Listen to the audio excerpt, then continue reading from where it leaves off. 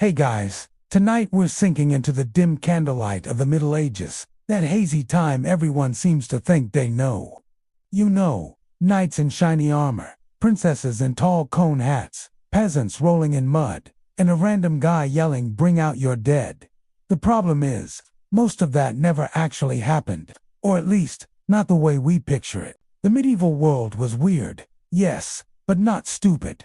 So tonight, let's peel back the myths, slowly, quietly, and see what life in those long-ago centuries really looked like. Spoiler, it wasn't all filth, fear, and flat beer. Let's start with the most overused image, the dark ages. People love saying civilization disappeared after Rome fell, as if everyone just forgot how to read and went back to living in caves.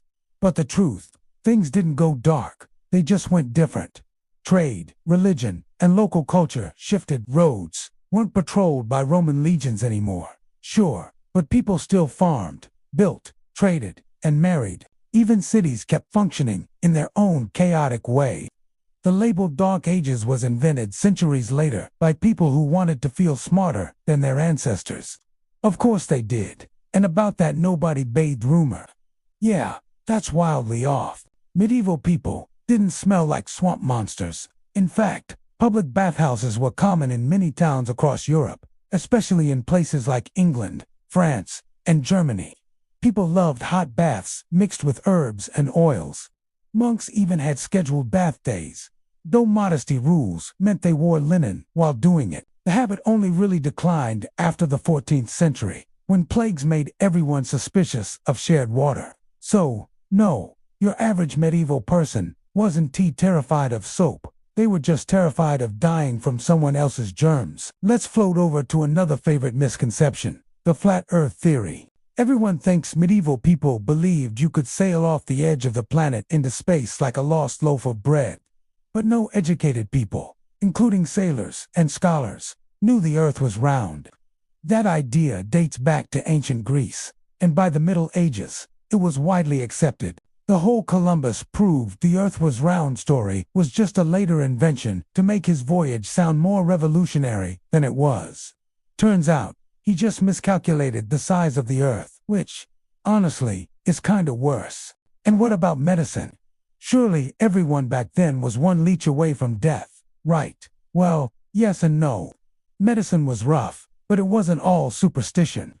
Medieval physicians studied herbs, anatomy, and astrology. The last one seems weird, but they genuinely believed stars affected health. Still, hospitals existed, surgeries were performed, and medical schools in places like Salerno and Montpellier were surprisingly advanced. Of course, without anesthesia, a lot of procedures involved more praying than healing, but still, the intent was there. Then there's the armor myth. Hollywood loves to make knights look like metal refrigerators, barely able to move. In truth, a properly fitted suit of armor was flexible enough for a knight to run, climb stairs, even mount a horse, unassisted.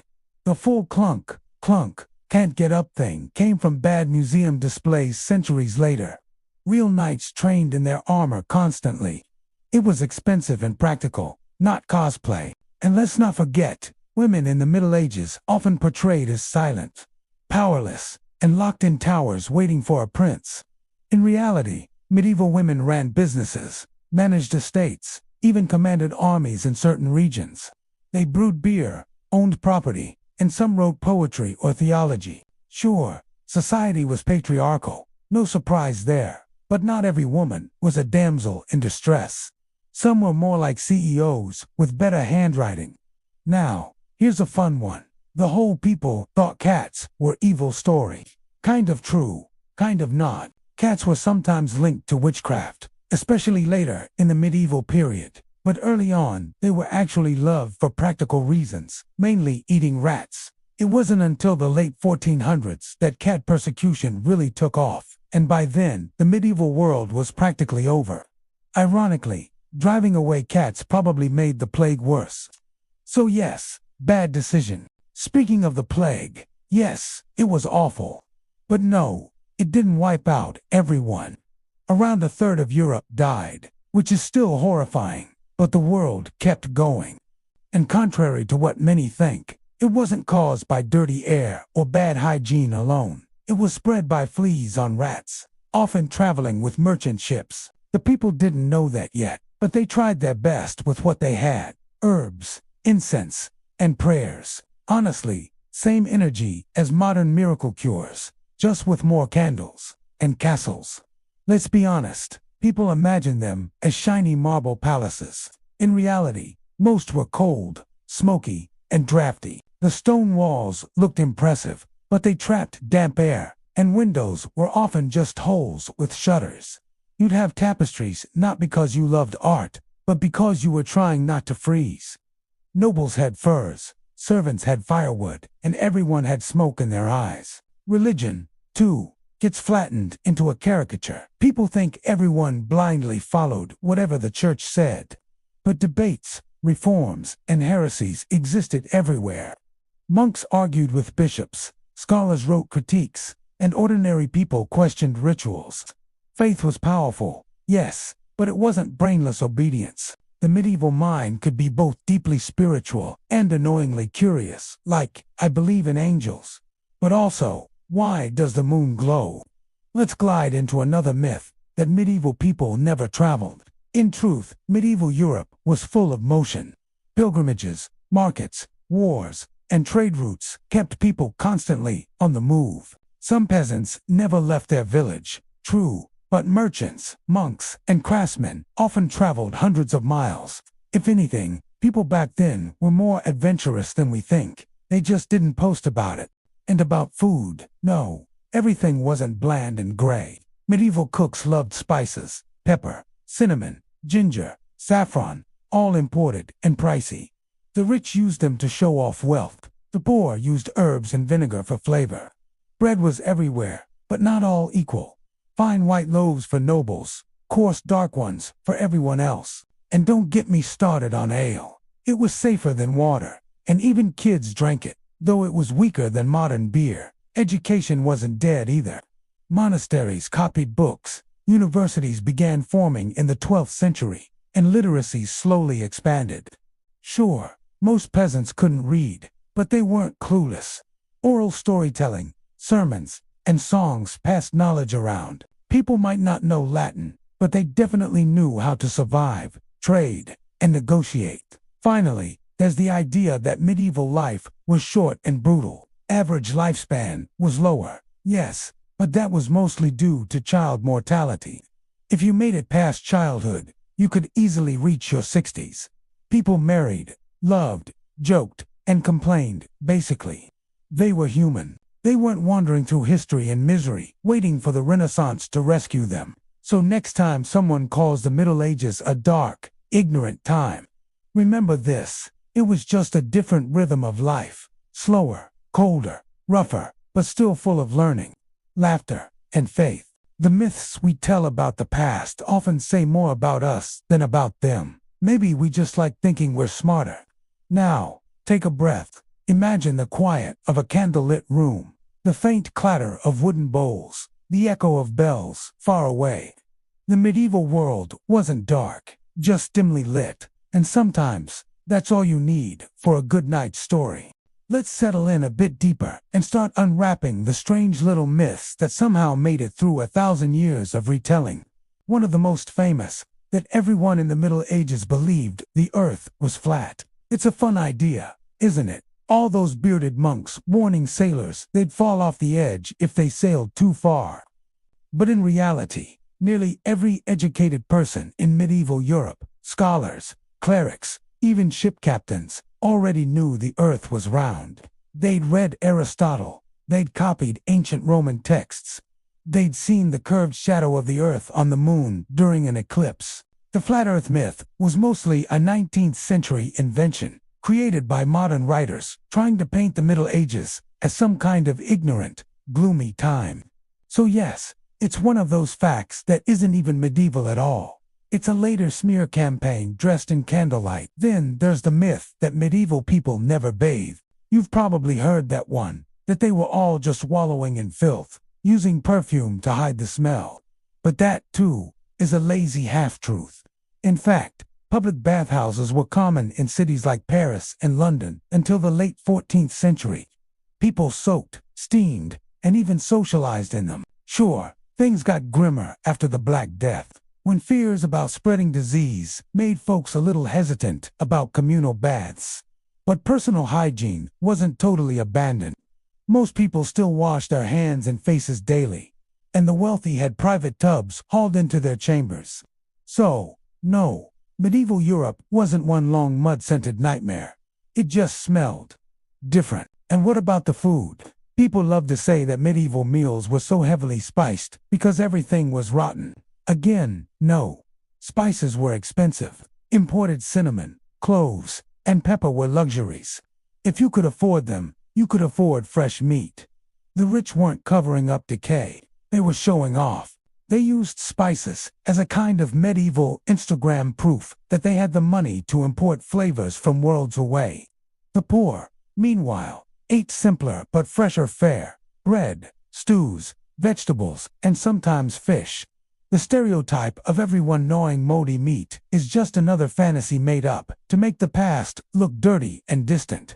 And speaking of filth, that old image of medieval people throwing chamber pots out the window, it's only partially true. Yes, sanitation was rudimentary, but cities had ordinances against tossing waste into the street. People did it anyway. Of course, human nature being what it is, but not constantly. The idea that every window was a potential toilet is one of those exaggerated tales that came from later centuries, when people wanted to make the Middle Ages sound like a carnival of chaos. Still awake, probably. Let's drift a little further into the weird territory of chivalry, that romantic image of knights in shining armor, rescuing princesses and writing poetry under moonlight. It's the stuff of bedtime fairy tales, but the real medieval knight was more likely to burn your village than serenade your daughter. Chivalry, as an ideal, existed mostly on parchment. In practice, knights were professional fighters with loose tempers and lots of unpaid debts. The church tried for centuries to civilize them with codes of honor and pious oaths, but the average knight was about as noble as a bar bouncer with a horse. The tales of courtly love and gallant rescues came later, written by poets who had probably never been within 10 miles of a real battlefield. And yet, that's what makes these myths so sticky. They make the past seem like a fairyland, full of dragons, honor, and mud. The truth, it's always somewhere in between. Real medieval life was messy, complicated, human. Not a total disaster. Not a golden age. Just people trying to figure things out with whatever tools they had. All right, let's keep floating through the fog of medieval misunderstandings, staying cozy in that candlelit haze of half-truths and myths. Another favorite myth, that people in the Middle Ages were all short. You've probably seen the idea in movies, everyone tiny, hunched, shuffling around in rags like malnourished hobbits. But when historians started examining skeletons from medieval graveyards, they found that the average height of men in the 11th and 12th centuries wasn't drastically different from modern Europeans. Sure, nutrition and disease made life harder, but the difference wasn't cartoonish. Many men stood around 5-foot or taller, and the women weren't exactly pocket-sized either. The myth of everyone being miniature mostly came from Victorian writers comparing themselves to the past and assuming that earlier must mean smaller. Apparently, even back then, people couldn't resist judging history by their own standards. Then there's the idea that medieval doctors were clueless quacks, bleeding patients dry for fun. Admittedly, some of their treatments do sound a little medieval, because, well, they were leeching, bloodletting, and powdered frog bones weren't exactly cutting-edge science. But here's the thing, they were working with the best theories available at the time. The humoral system, that belief in balancing the 4 bodily fluids, wasn't random nonsense. It was an ancient Greek model that lasted for centuries because it kind of made sense within their world. People noticed that sickness often came with imbalance, heat, cold, dryness, so they treated it symbolically. They weren't evil or stupid. They were observant in a different framework. It's easy to laugh at them now, but it's worth remembering that in a few hundred years, people might laugh at our medical fads, too. And since we're talking about misunderstanding, Let's pause on one of the biggest exaggerations ever. The Dark Ages. That label, dripping with condescension, was invented during the Renaissance. People like Petrarch wanted to glorify their own age of rediscovery, so they cast everything before it as one long night of ignorance. But the Middle Ages weren't dark at all. Cathedrals soared higher than any ancient monument, universities blossomed, and science, philosophy, and art thrived in quiet monasteries and noisy cities alike. The so-called darkness was mostly a metaphor created by people trying to make their own time look like the dawn. And then there's this charming myth that peasants worked non-stop sunrise to sunset, 7 days a week, shackled to their plows. The truth: medieval people actually had far more holidays than we do now. Between saints' days, church feasts, harvest festivals, and the occasional break for local markets, the average peasant probably had over 100 days off a year. Of course, when they worked, it was brutal: sun, mud, frost, and aching muscles. But life wasn't an endless chain of misery. They laughed, drank, told stories by the fire, and celebrated whenever the church bells gave them an excuse. Let's drift a little further into the realm of romance, or at least what people think was romance. There's this notion that marriages were always forced, loveless transactions between strangers. And yes, among nobles, that was often true. Land and power mattered more than affection. But among common folk, marriage could actually be quite personal. Records show couples making vows before witnesses, without priests or contracts. A simple, mutual promise was enough to count as marriage. Love wasn't entirely foreign to them. It just looked different, quieter, practical, grounded in survival. The medieval world, it turns out, wasn't as alien as we think. Strip away the myths, and you find familiar rhythms, people chasing comfort, humor, love, and meaning under a sky that looked exactly like ours. One of the most popular myths about the Middle Ages is that everyone smelled terrible all the time, like a mix of old cheese and wet hay. But contrary to what movies and modern jokes suggest, medieval people actually cared a lot about cleanliness. Bathing wasn't some rare luxury. It was part of normal life in many towns. There were public bathhouses across Europe where people relaxed in hot water, chatted with friends, or just escaped the cold. It wasn't glamorous, but it was surprisingly social. Of course, not every bathhouse had a spotless reputation. Some turned into places of, let's say, extracurricular activity, but that doesn't mean people didn't like being clean. They even made their own soaps, from animal fats and ashes, scented with herbs when possible. The real issue wasn't hygiene. It was access to clean water and the ever-present threat of disease spreading through poor sanitation. Another myth that somehow refuses to die is that everyone thought the earth was flat.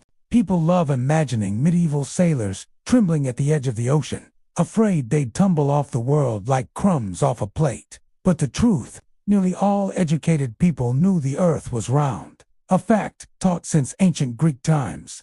Islamic astronomers preserved and refined that knowledge.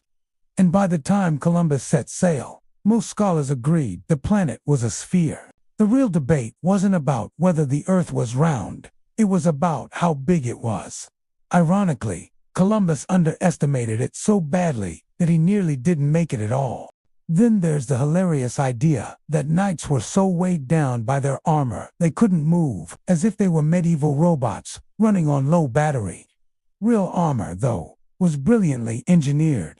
A full suit of plate armor weighed around 50 pounds, which is roughly the same as a modern soldier's gear. It was distributed evenly across the body, allowing knights to move, fight, and even run. Some knights could mount a horse in full armor without help. It wasn't easy, but it definitely wasn't the slow-motion tin can dance we see in movies. The myth likely grew from people centuries later seeing old armor on display and assuming medieval folks were either tiny or clumsy. In truth, those knights were highly trained athletes who treated battle like a grim form of choreography. And then there's food. Everyone assumes medieval people ate nothing but gray porridge and stale bread. But medieval kitchens, especially noble ones, were buzzing with spice, color, and creativity. Trade routes brought saffron from the east, pepper from India, and cinnamon from Arabia. Spices weren't just for taste, they were for status. The richer the aroma, the richer the host. Commoners, too, flavored their soups and stews with whatever herbs they could grow. It wasn't all extravagant, but it wasn't dull either. People loved mixing sweet and savory, serving meat with fruit sauces or honey glazes. It's not exactly modern fine dining, but it shows that medieval food culture was far more adventurous than the stereotypes suggest. The more you peel back the myths, the clearer it becomes that medieval life wasn't a cartoon of mud, ignorance, and misery. It was complicated, clever, and surprisingly adaptable. People weren't sitting around waiting for the Renaissance to save them. They were already inventing, trading, writing, and building a world that worked for them, even with all its flaws. Another myth people love repeating is that everyone in the Middle Ages died by 30, as if life just shut off like a bad candle. But that's only half true, and a very misleading half at that. The average lifespan was around 35, but that number is skewed by the heartbreaking rate of infant mortality. So many children didn't survive their first few years that it dragged the average way down. If you made it past childhood, you had a decent chance of living into your 50s or even 60s, long enough to complain about back pain and taxes like anyone today. Nobles, monks, and skilled workers often lived even longer thanks to better food, less physical strain, and access to medical attention. Though medical attention back then might mean being bled by a barber with a shaky hand. Still, people didn't just drop dead at 30. They lived, aged, loved, and argued about politics just like us. And speaking of barbers, let's address the myth that medieval medicine was nothing but superstition and leeches. Sure, there were some questionable moments mixing astrology with surgery or prescribing ground-up gemstones for headaches, but medieval medicine wasn't all nonsense.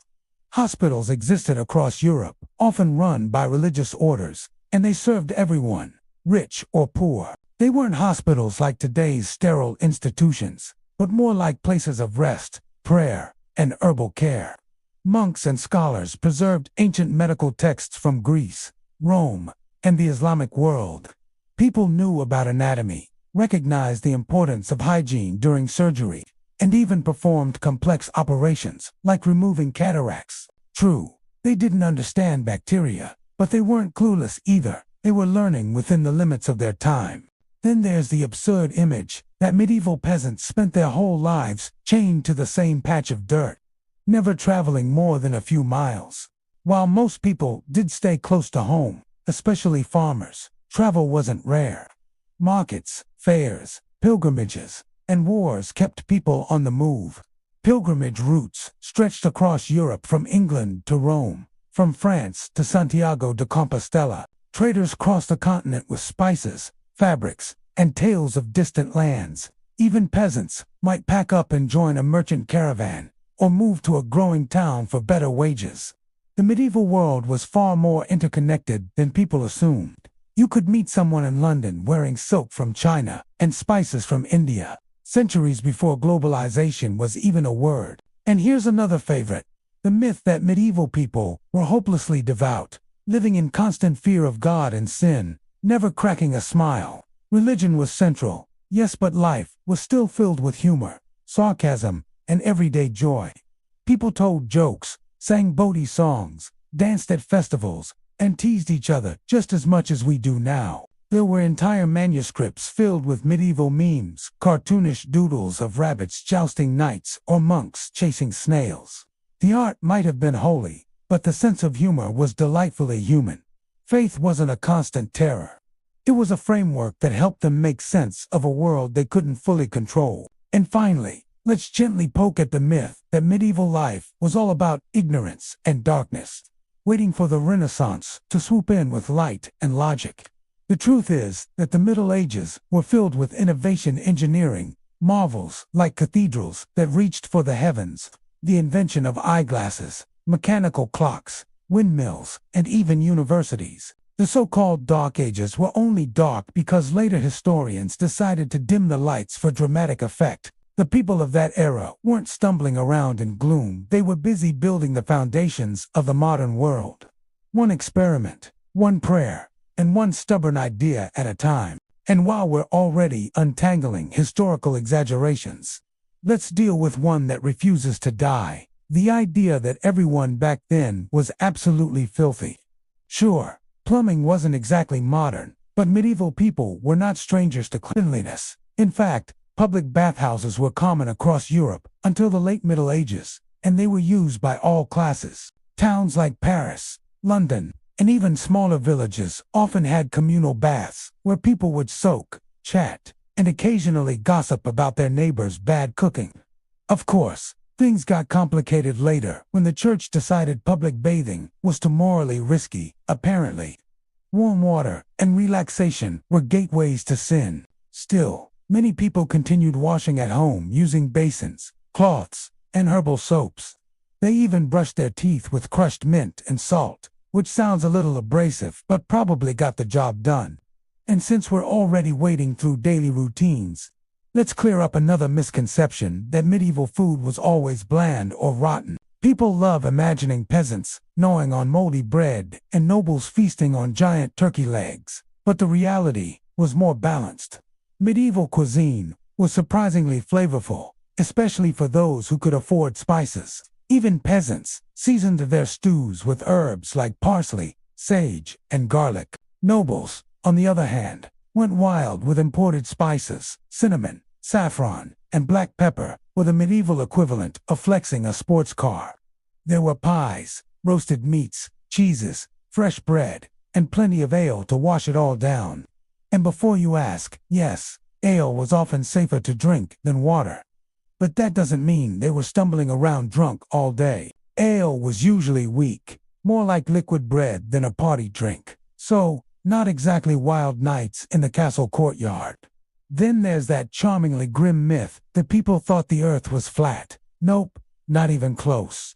Medieval scholars, sailors, and pretty much anyone who could look at a ship disappearing over the horizon knew the world was round. The flat earth idea didn't become popular until centuries later, thanks to some overly dramatic 19th century writers. Medieval thinkers, especially those influenced by Islamic and Greek astronomy, had a surprisingly accurate understanding of the globe's shape and even its approximate size. They may not have had Google Earth, but they certainly weren't convinced they'd fall off the edge if they kept sailing west. And speaking of knowledge, it's funny how many people assume that only monks could read or write. Literacy rates were low, sure, but not non-existent. Merchants kept ledgers, craftsmen signed contracts, and even some peasants could read simple prayers or village announcements. Schools existed long before the modern era, often run by churches or towns, and education was valued more than people realize. Women, especially among the nobility, were sometimes highly educated, reading poetry or managing estates through written records. The medieval mind wasn't some dim, unthinking haze. It was sharp, curious, and deeply practical. Another myth that's almost comical is the one about knights constantly charging into battle to rescue damsels or slay dragons. Real knights were more like professional landowners with armor and tax problems. They spent most of their time managing estates, collecting rents, and occasionally training for war. The whole chivalric code, all that honor and virtue stuff, was mostly written by poets who wanted knights to seem more interesting than they were. Many knights were far less gallant and far more political, focused on maintaining alliances and wealth. The damsel saving, mostly a literary invention. Dragons. Well, that's just good marketing. And yet, despite all the myths, misunderstandings, and overblown legends, there's something oddly comforting about how we keep romanticizing the past. Maybe it's because we like the simplicity of thinking everyone back then was so different, when in reality, they weren't. They loved, worked, joked, and worried, just as we do, only in rougher shoes and colder rooms. Their world wasn't a fantasy or a nightmare. It was just life, with all the same frustrations, compromises, and small joys that still make history, well, human. And then there's the myth about medieval people being obsessed with superstition and completely ignoring science. It's a great story. The ignorant peasant terrified of comets and witches, but it's mostly a half-truth. People in the Middle Ages actually had a surprisingly rational curiosity about the world. They studied stars, plants, medicine, and mathematics, though their explanations often mixed faith and observation. Monks preserved ancient Greek and Roman texts, and Islamic scholars across Spain and the Middle East were translating and expanding on that knowledge. Long before the Renaissance began, cathedrals weren't just built by faith. They were feats of geometry and engineering that still leave modern architects scratching their heads. So, sure, they had their share of superstition, who doesn't? But they weren't exactly stumbling through darkness with zero understanding of reality. And since we're on the subject of strange assumptions, let's talk about medieval medicine. People love to say doctors just threw leeches at everything. And okay, sometimes they did. But there was more logic behind it than we give them credit for. Medicine back then was rooted in the theory of the four humors: blood, phlegm, black bile, and yellow bile, a concept inherited from ancient Greece. It wasn't exactly modern biochemistry, but it was their way of understanding balance in the body. So yes, leeches, herbal tonics, and even astrology were all part of a system they genuinely believed in. And interestingly, many herbal remedies they used actually worked. Willow bark for pain relief. That's basically aspirin. Honey for wounds. Antibacterial. So while we might laugh at their bloodletting rituals, a lot of their medical instincts were quietly effective. Then there's the big one. The myth that medieval life was just one long plague-filled misery. Granted, the Black Death happened, and it was awful. But people also recovered, rebuilt, and kept living their lives afterward. It wasn't all doom and gloom. Festivals filled the calendar, markets buzzed with energy, and even small villages had music, games, and theater. Medieval Europe was full of color and noise, not just darkness and disease. People celebrated marriages, harvests, and holy days with gusto. They brewed, baked, sang, and told stories that blended history, gossip, and local legends. Life could be short, yes, but it was rarely boring. And because every conversation about the Middle Ages eventually drifts here, let's deal with the myth of medieval torture. Movies make it look like everyone was constantly being stretched, burned, or thrown into dungeons, but that's mostly exaggerated. Actual torture devices like the Iron Maiden or the Pair of Anguish were either rare or complete inventions from later centuries. Medieval justice could be harsh, sure, but most crimes were punished with fines, exile, or public shaming rather than physical torture. And executions, those were usually reserved for serious crimes like treason or murder, not for stealing a loaf of bread like fairy tales love to suggest. Still, the fascination with medieval punishment says more about us than about them. We like to imagine a brutal past because it makes the present feel civilized by comparison. But the truth is far more complicated and far less cinematic. Life in medieval times was structured, moralistic, sometimes unfair, but also deeply communal. People depended on one another to survive, and that sense of interdependence shaped everything: work, faith, and justice alike. Their world wasn't just a grim backdrop for fantasy novels. It was a living, breathing society, constantly evolving, constantly learning, and constantly being misunderstood by the future. One of the most enduring myths is that medieval people never bathed, that they were all walking around in a constant cloud of dirt and body odor. But actually, cleanliness was a big deal back then.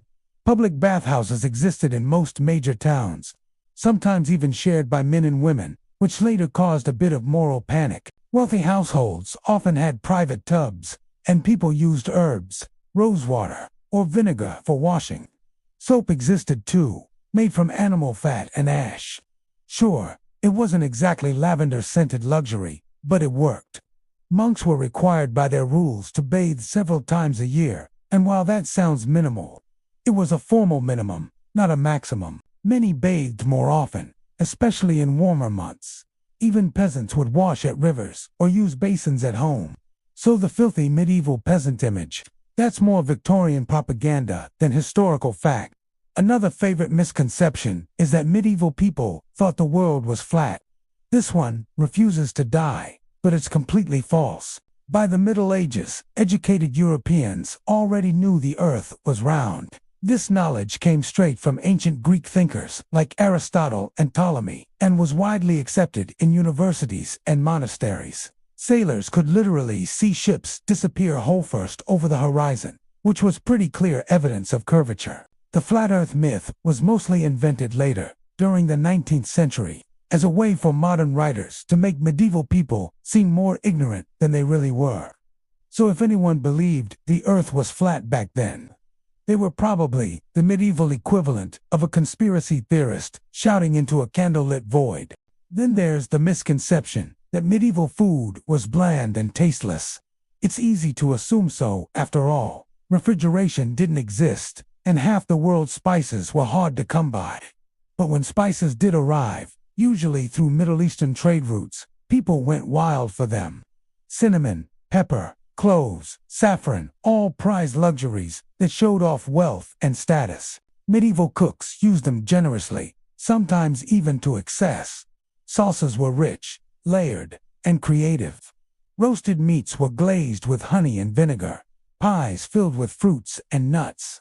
And even humble peasants flavored their stews with herbs they grew in small gardens. And contrary to myth, people didn't just drink ale all day because the water was deadly. Many towns had surprisingly clean wells and flowing water systems. But yes, ale was still safer and frankly more fun. Another myth that clings stubbornly is that medieval women were powerless and voiceless. While it's true that society was deeply patriarchal, women still had far more influence than pop culture suggests. Noble women managed estates, arranged alliances, and sometimes ruled outright as regents. Peasant women worked the fields, sold goods, and participated in markets alongside men. There were female artisans, midwives, writers, and even scholars tucked away in monasteries. Women like Hildegard of Bingen wrote about science, philosophy, and theology centuries before the Renaissance even began. Queens like Eleanor of Aquitaine defied expectations by leading armies and shaping politics across Europe. The image of medieval women as silent damsels waiting in towers was mostly a later romantic invention, one that doesn't survive much scrutiny once you look at the actual records. And speaking of towers, let's untangle the myth of knights and chivalry while we're here. The legend of chivalry paints knights as noble, courteous warriors, men of honor rescuing maidens and defending truth. In reality, many knights were more like heavily armed thugs with social status. They raided villages, fought each other over minor insults, and occasionally switched sides in wars if the pay was better. The code of chivalry wasn't a real set of enforced rules. It was more of a literary fantasy, written by monks and poets who wished the world worked that way. It's like writing a guide to being a perfect gentleman, while the actual gentlemen are setting fire to someone's barn. Knights could be loyal, yes, but mostly to whoever was feeding them. The gallant rescuer trope was later polished by romantic writers who clearly never had to share a muddied camp with men who hadn't changed their chainmail in 3 weeks. And then there's that shining symbol of the Middle Ages, the castle. Most people imagine soaring white towers, grand halls, and lavish feasts every night. But for the average noble, castle life was cold, damp, and drafty. Stone walls looked impressive but didn't keep out the chill, and tapestries only helped so much. Fires smoked up the halls, food spoiled quickly, and servants were everywhere. Privacy, non-existent. Castles were more like fortified workplaces than palaces of leisure. They smelled of animals, wet stone, and whatever was cooking in the main hall, which could be anything from venison stew to, let's just say, experimental leftovers. They were built for defense, not comfort, and it showed. Another myth that's oddly persistent is that medieval people were incredibly short. While they were a bit shorter on average than modern folks, they weren't hobbit-sized. Archaeological evidence shows that most medieval men were around 5'7" and women about 5'3", not far from averages in Europe just a century or two ago. Malnutrition and disease affected height, sure, but people back then weren't drastically smaller. The tiny medieval peasant image probably comes from poor skeleton samples or old doorways that look small by modern standards. but those were designed for insulation, not because everyone was pine. Now, let's talk about medicine. Medieval doctors are often portrayed as clueless quacks, waving leeches around and chanting about bad humors, which, to be fair, sometimes happened. But medicine wasn't all nonsense. Universities taught anatomy, surgery, and herbal remedies based on ancient Greek and Arabic texts. Hospitals existed, run mostly by the church, offering surprisingly organized care for the sick.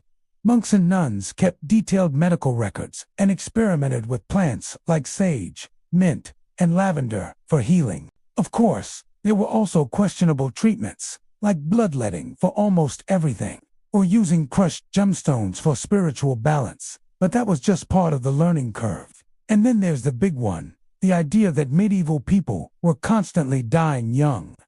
It's true that life expectancy was low, often around 35. But that number is skewed by high infant mortality. If someone survived childhood, they had a decent chance of living into their 50s or 60s. Many adults worked, married, raised families, and grew old surrounded by grandchildren. Death was certainly closer. Plague, war, and famine made sure of that, but the notion that everyone dropped dead at 30 is exaggerated. They aged differently, worked harder, and saw more loss, but they still found joy, humor, and purpose in daily life. Now, let's move to another beloved medieval myth, the one about everyone being obsessed with witchcraft. The witch craze, as most people imagine it, didn't actually belong to the medieval period at all. It blossomed later, during the Renaissance and early modern times. In the Middle Ages, accusations of witchcraft were rare and often shrugged off as superstition. The Church officially denied the existence of witches for much of that era, considering it heresy to believe that humans could wield supernatural powers apart from divine will. Ironically, it wasn't until people got more enlightened and literate that the hysteria really took off. So, the whole image of torch-bearing villagers storming a thatched hut in 1200 AD, that's more Hollywood than history. Most medieval folks were too busy worrying about taxes, famine, or whether their roof would survive the next storm to care if their neighbor's cat looked suspicious. Speaking of cats, here's another enduring myth, that medieval people hated them because they were associated with witchcraft. In truth, cats were valued for one very practical reason. They killed rats. Rodents meant disease and destroyed grain, so a good mouser was worth keeping around. The confusion comes from later centuries, when superstition grew, and black cats in particular got unfairly demonized. But during much of the medieval era, cats were more of a household ally than a symbol of evil. Monks even wrote fondly of their monastery cats, and some illuminated manuscripts have little doodles of cats lounging next to their owners. Writing desks, the medieval equivalent of cat content. Then there's the famous myth that medieval people thought the earth was flat. Nope, not even close. By the 13th century, scholars were already teaching that the earth was spherical, based on writings from ancient Greece and the Islamic Golden Age. Mariners, mathematicians, and theologians all accepted it. The flat earth belief didn't really appear until centuries later, when Victorian writers began romanticizing the ignorance of the Middle Ages to make themselves look smarter.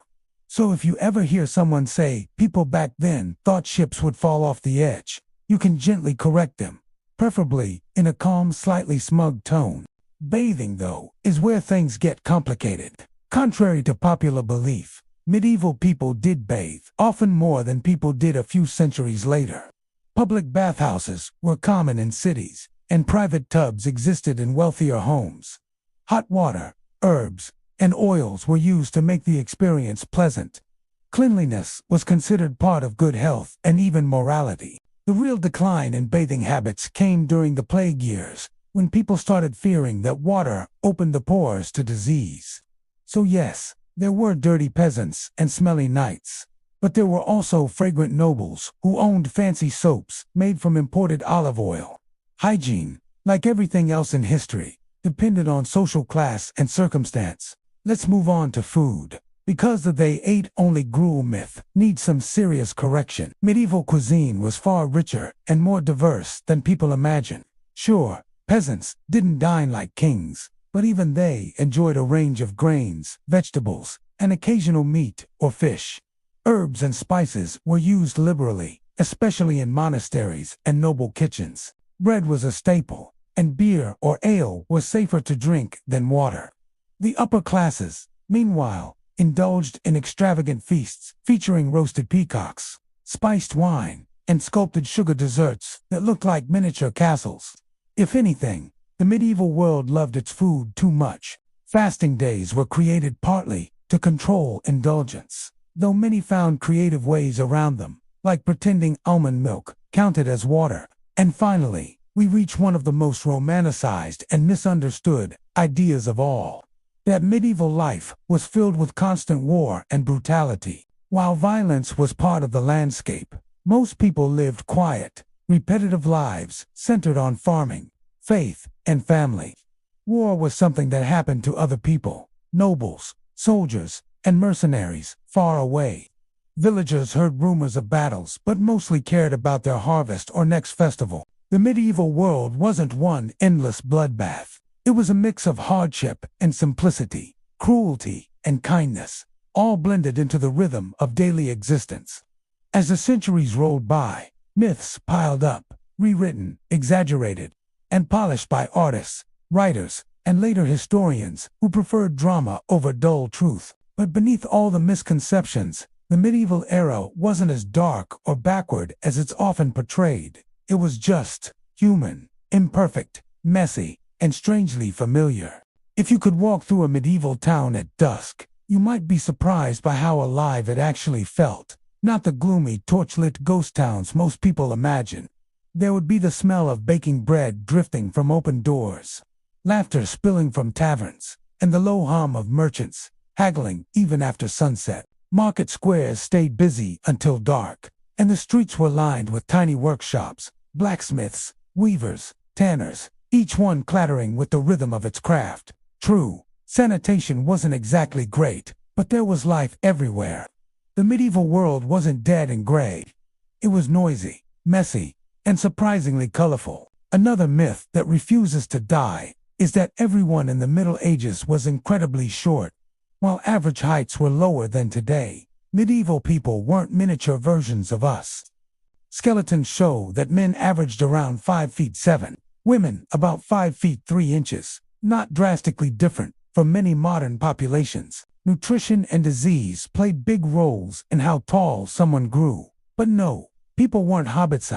That myth mostly comes from doorways in preserved castles and cottages, which, yes, are shorter. But that's because those doorways were designed to keep heat in and construction materials minimal. A clever design choice, not a genetic flaw.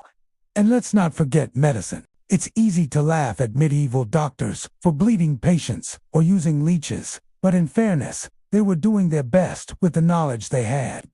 Much of their theory came from ancient sources like Galen and Hippocrates, combined with herbal traditions passed through monasteries and Islamic scholars. For many ailments, their remedies worked: willow bark for pain, or honey to treat wounds. Sure, some ideas were odd, like using powdered emeralds for stomach aches or diagnosing illness by astrology. But then again, we still have people today who drink celery juice for detox, so maybe we shouldn't judge too harshly. Education, too, wasn't as non-existent as the myths suggest. Literacy rates were low among peasants. Yes, but in towns and cities, there were schools for boys, sometimes even for girls, in noble families or convents. Universities flourished in places like Bologna, Paris, and Oxford by the 13th century, teaching law, medicine, and theology. Books were copied by hand, making them rare, but knowledge itself wasn't. The medieval world valued learning deeply. It just wasn't as widespread yet. Even common folk learned through oral tradition, songs, sermons, and stories told by firesides. Wisdom didn't always come from parchment. Sometimes it came from experience. Architecture is another misunderstood area. When people think medieval, they picture cold, gray stone. But in reality, medieval buildings were often brightly painted. Cathedrals gleamed with color, their statues gilded, their walls covered in murals. Even houses were decorated. their wooden beams carved with symbols for luck or faith. Imagine walking into a cathedral not filled with solemn silence, but with light, sound, and scent, incense curling through beams of colored sunlight. It was meant to overwhelm the senses, to make heaven feel close. Far from dull, the medieval aesthetic was deeply emotional and immersive. And then, of course, there's chivalry, that glittering myth of knights in shining armor, living by an honorable code. In practice, it was mostly a poetic ideal. Knights were often brutal, self-serving, and more interested in land and loot than lofty virtue. Chivalry existed more in literature than reality, crafted by court poets to make warfare sound noble. Still, it gave people something to aspire to, a fantasy of order in a world that could feel chaotic. It was part myth, part moral compass, wrapped in steel and velvet. So many of these misconceptions come from the same place, nostalgia mixed with modern arrogance. We love to imagine the past as either a golden age or a nightmare, depending on what makes our own time look better. But truth, as always, lives somewhere quietly in between. If there's one thing to take from the medieval world, it's that life back then wasn't the black and white painting we like to imagine. It wasn't just darkness, superstition, and disease. Nor was it a grand, romantic saga of knights and maidens. It was something in between, stubbornly human, endlessly complicated, and far more relatable than we give it credit for. People laughed, complained about taxes, worried about the weather, and argued about politics. They raised families, fell in love, got jealous, told jokes, and occasionally just tried to make it through another freezing winter with a roof that didn't leak. In short, they were us, minus the smartphones and central heating. Even the so-called Dark Ages weren't really dark. The term was a Renaissance insult, born from people who wanted to make themselves look enlightened by dimming the light on the centuries before them. In reality, those times were full of invention and adaptation. The mechanical clock, eyeglasses, and even early banking systems all trace their roots back to medieval thinkers who were trying to make sense of their world, one small innovation at a time. They didn't live in ignorance, they lived in curiosity. And food, contrary to the bland reputation, was bursting with flavor. Spices like cinnamon, saffron, and ginger were prized treasures, traded across continents.